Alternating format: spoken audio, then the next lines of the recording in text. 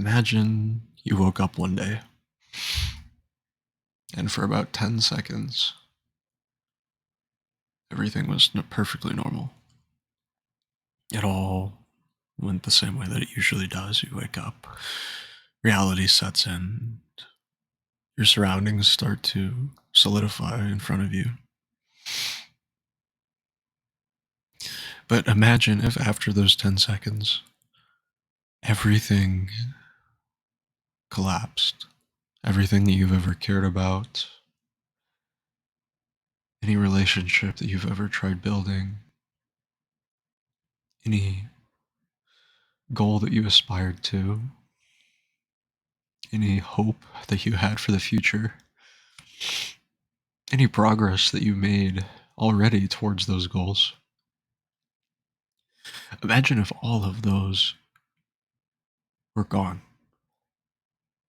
in an instant, just snapped away. I know that there's a lot of people watching this that understand that. And I didn't think I was going to make this, but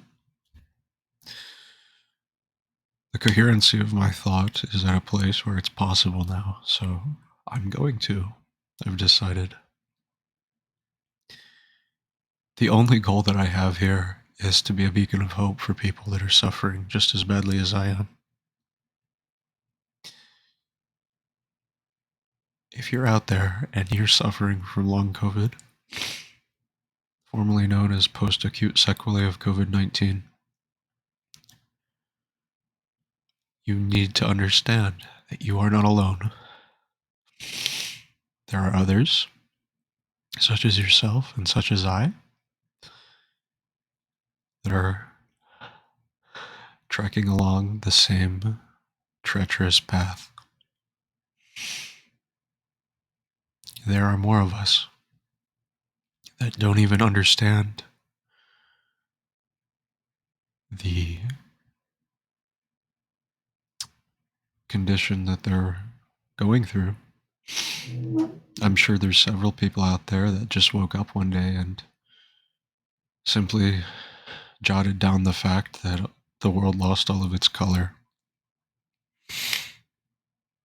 that they couldn't feel emotion anymore. A lot of people probably believe that they became psychopaths. People probably thought they lost their minds.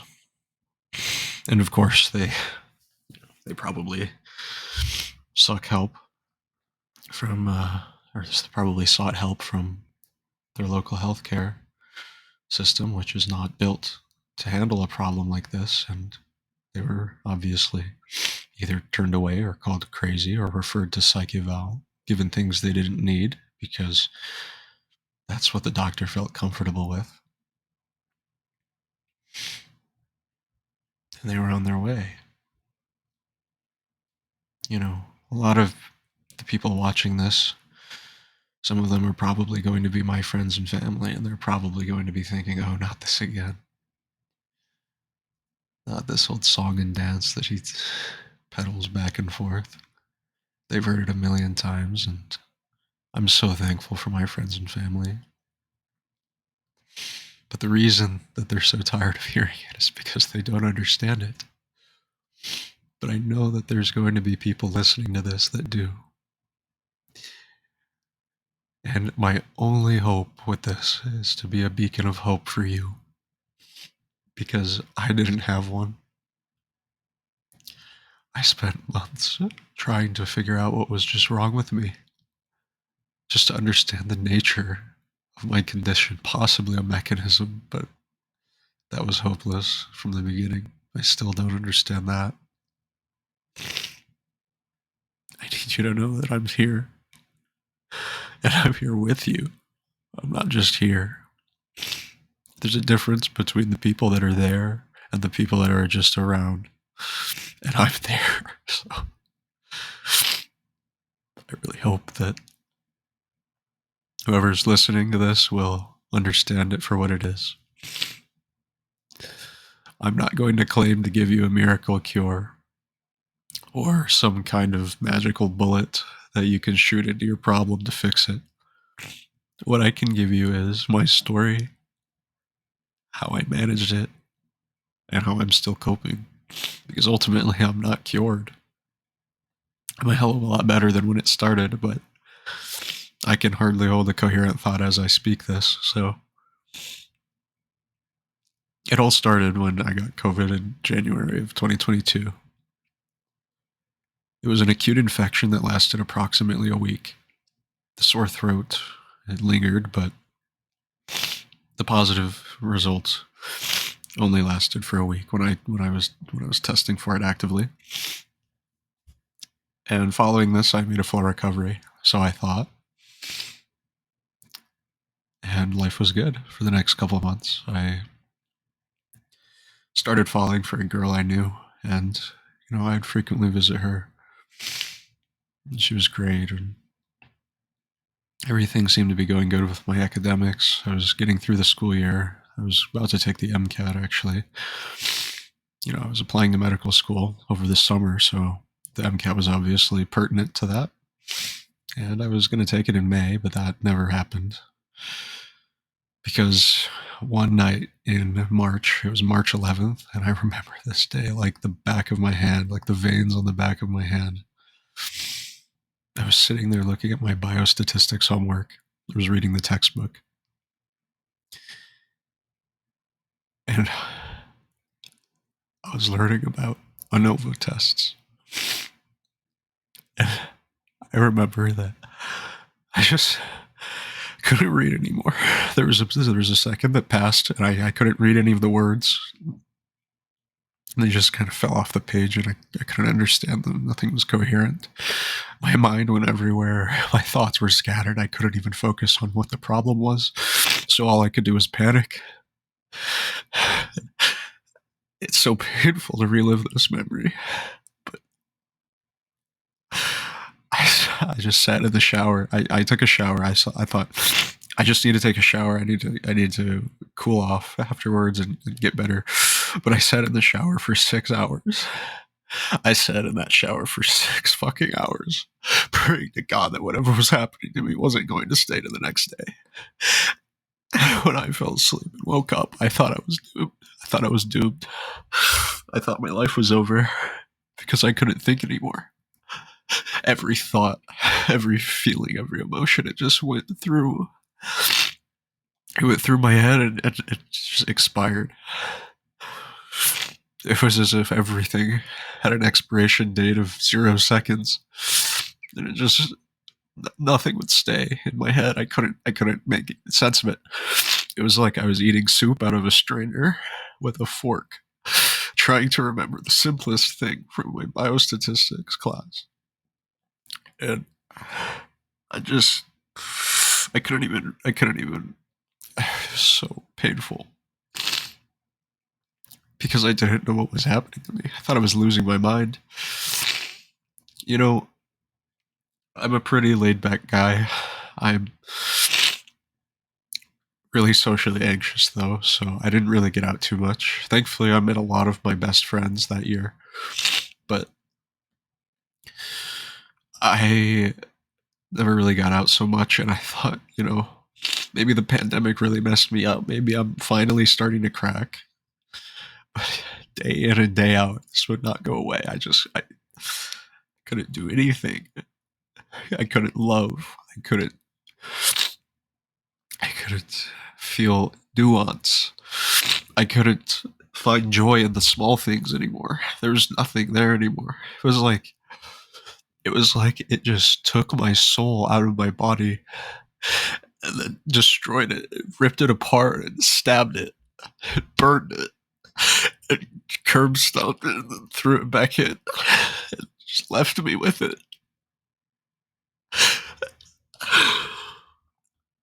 I tried to just ignore it at first. I tried to brute force my homework and my schooling, but I couldn't. Thankfully, my professors helped me out, but it was so hard. I've never worked so hard to just maintain my grades. I've never worked so hard to try to maintain my relationships. That girl thought I hated her at some point. because I just stopped. I just couldn't communicate anymore. And I was so embarrassed. I was so embarrassed of this. I, I couldn't explain it.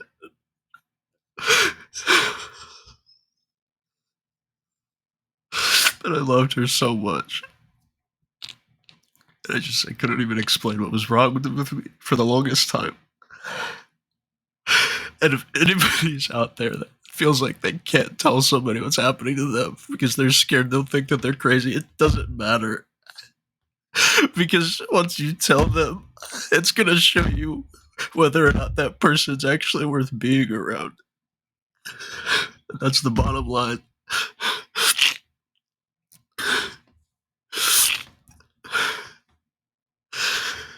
So, time went by and I was dependent. I couldn't do anything on my own. I had to stay at home for the summer.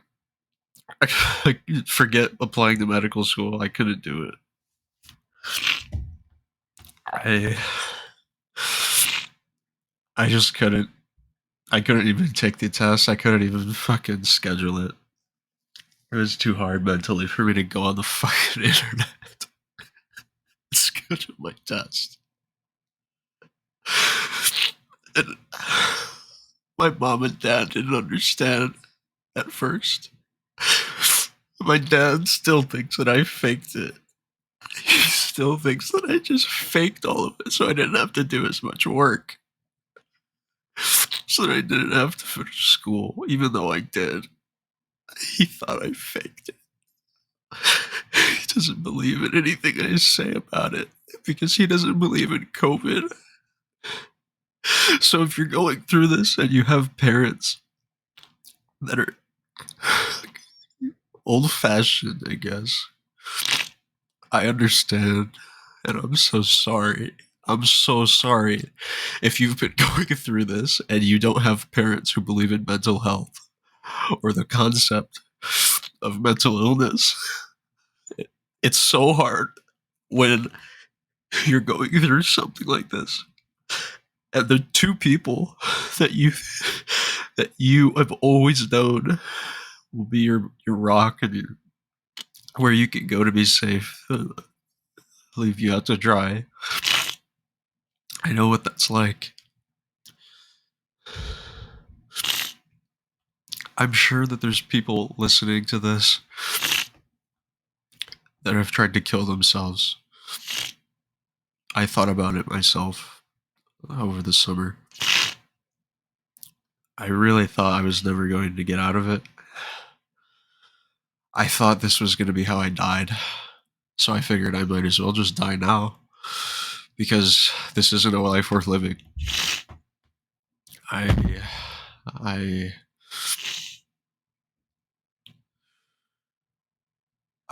only thing that kept me alive was that girl because I ended up talking to her again. And she gave me a reason to keep breathing. She moved really far away. She doesn't live in the same country as me. But we kept in touch and eventually we started a relationship. Which didn't end the best, but she saved my life. And throughout that process, I had a moment of clarity one night and I sat at my computer and I was finally starting to get at the point where I was able to do basic things like use technology again. And so I go online and I do as much research as physically possible. I go to every journal, immunology, neuroimmunology, everything. I went to so many different publications trying to figure out what was happening to me because I knew at this point that it had to have been from COVID. There was nothing else, that I've ever been sick with. I've been pretty flawless as far as my, getting sick record goes for the past decade of my life, pretty much. So I knew it couldn't have been anything else. And so I found a lot of anecdotal reports of similar things happening to similar people of similar ages. And it really started to dawn on me that this virus is not simply an acute infection. It is in a small percentage of the people that are infected, it is a slow and insidious killer of your soul with lingering effects. Ailments that last years. I mean, there are people that have had this since the beginning of the pandemic, and I genuinely I feel for them so much because I've been truly suffering with this for over a year now, and I couldn't imagine going through it for double the amount of time that I've already gone through it. I just can't. I can't even fathom. And if you're one of those people, I want you to know that I'm here for you.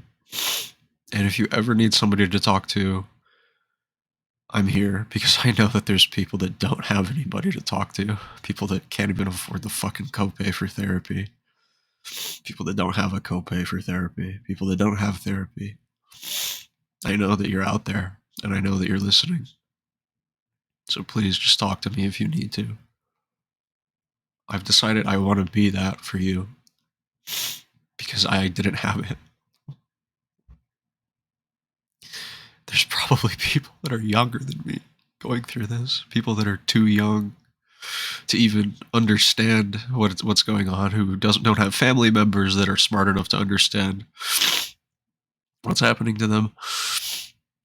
And holy shit. But I eventually made it through that summer without killing myself, thankfully. And I discovered a few different things.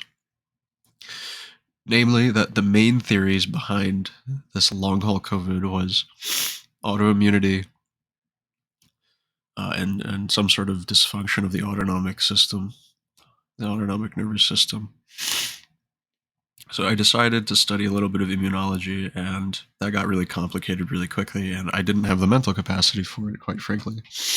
So I didn't go too far down that route. I still haven't actually gotten a spinal tap to assess my cerebrospinal fluid for, any immune markers that may be abnormal.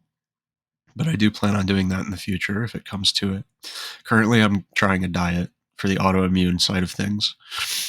It's basically just I don't eat any carbs. I'm just going to be eating proteins like meat and eggs.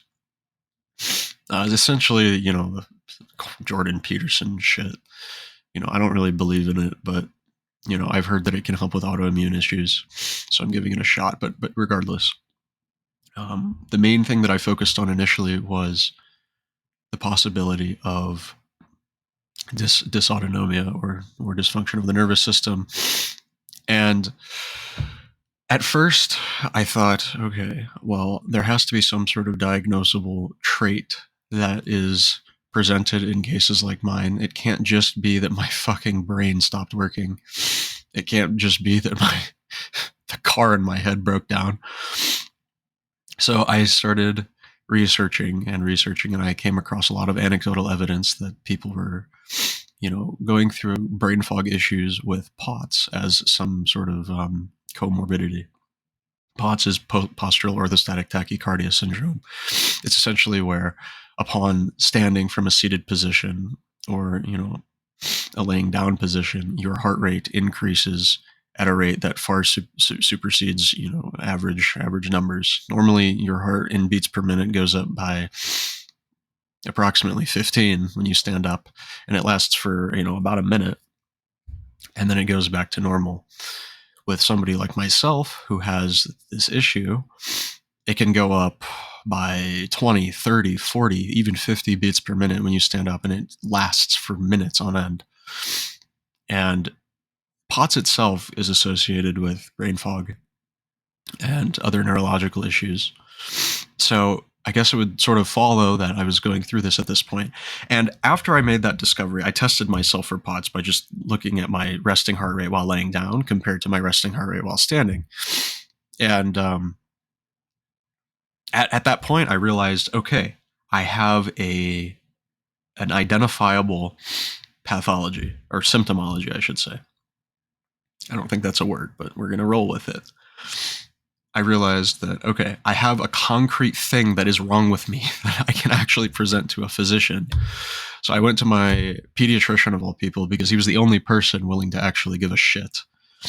I saw so many doctors that just didn't give a single shit about me.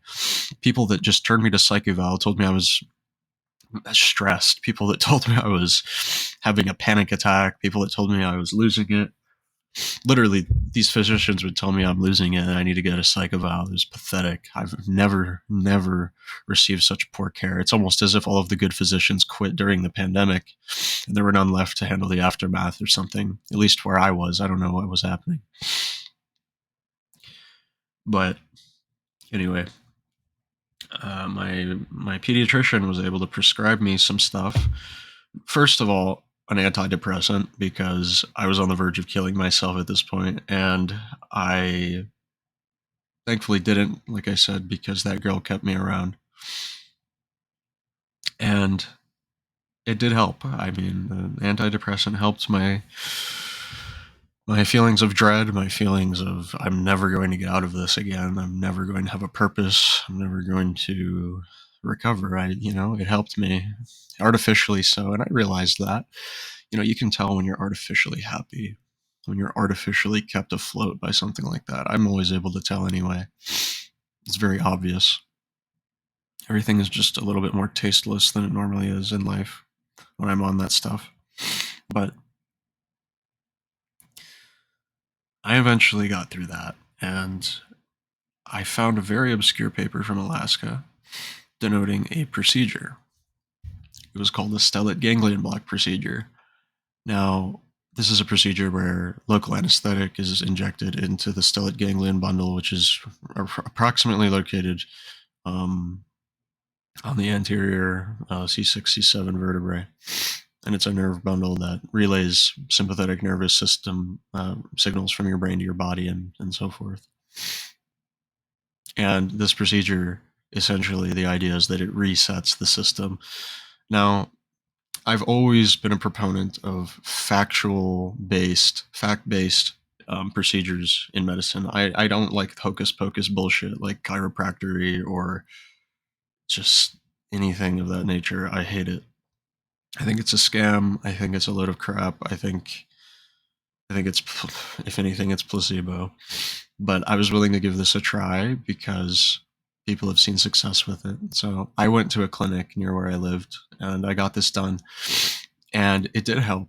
Not as much as I wish it would have, but it did help a little bit. I woke up. The room seemed like it had more depth. I cried my eyes out to that nurse. I just sat there bawling.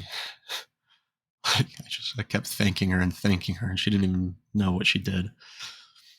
But it was a beautiful sight to behold that I was at least somewhat improved. This was January of 2023, by the way, so almost a year out. And this was only the first slightest improvement that I had, other than the antidepressant. I eventually started taking Adderall, which I have to take on a regular basis because it's the only way that I can even remotely function properly. I wouldn't even be able to make this recording if I didn't take it. It keeps my thoughts in check. It keeps them coherent. It keeps them on point. It keeps me from rambling in the wrong directions. It keeps me alert. Normally I'm so spaced out that I can't even think about anything. But Adderall does help, so I've been taking it. I hope to be off that someday. Hopefully after this diet. Hopefully this diet will show results and I can make an update, but that's where I'm at right now. That girl, she ended up taking advantage of me a bit, and she led me on, and I think she did have feelings for me at some point, but I don't know. I don't really blame her for ending things because it's really hard to deal with somebody like me in this state. Somebody that's normally very curious and acute and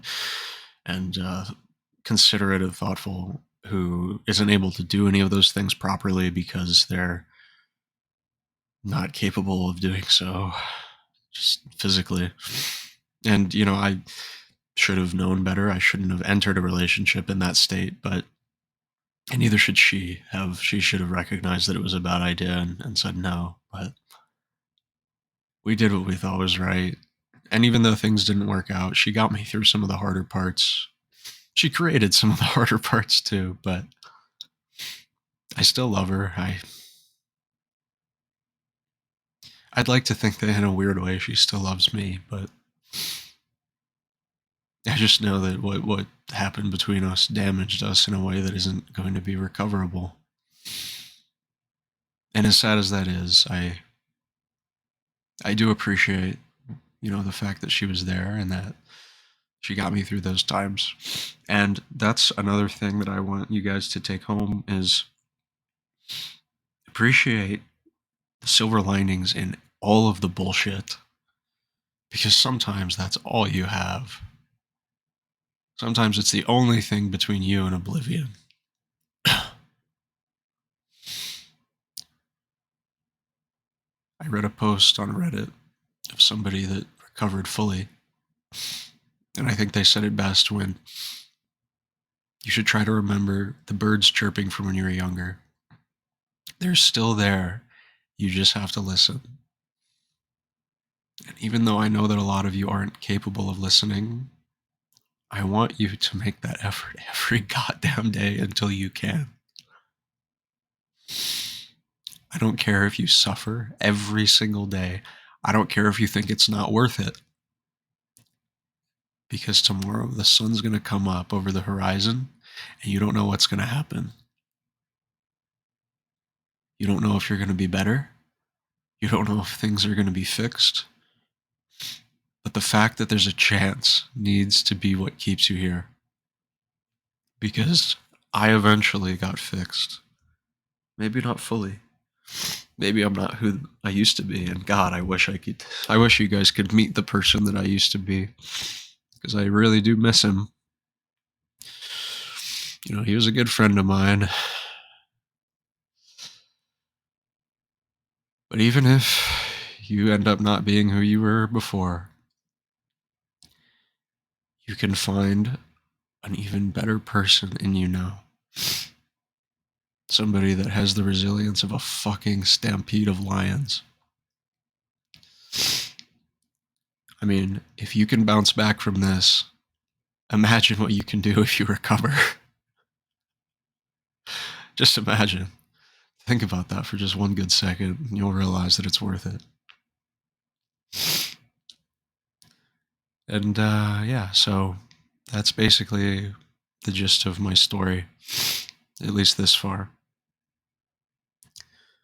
Right now, I'd say that I'm probably 60% back to how I used to be. Not a desirable number, but better than 10 or 15%, which is probably what I started with. Just a husk of a person. And yeah, so if anybody needs to talk, I'm always here. Please feel free to message me. Ask for advice. I'll give you what I can. I'm not a medical professional, so I can't give you medical advice, but I can at least tell you what I did that made things at least somewhat manageable. Because I know it's hard. I do. And this video was cathartic for me. It was healthy for me to make it, and I hope that it could at least bring some comfort to the people that are listening who are also going through this, because like I said, there's just not much hope out there. Sometimes you have to make it yourself. And I woke up today and I decided that I was going to do that for you. So yeah.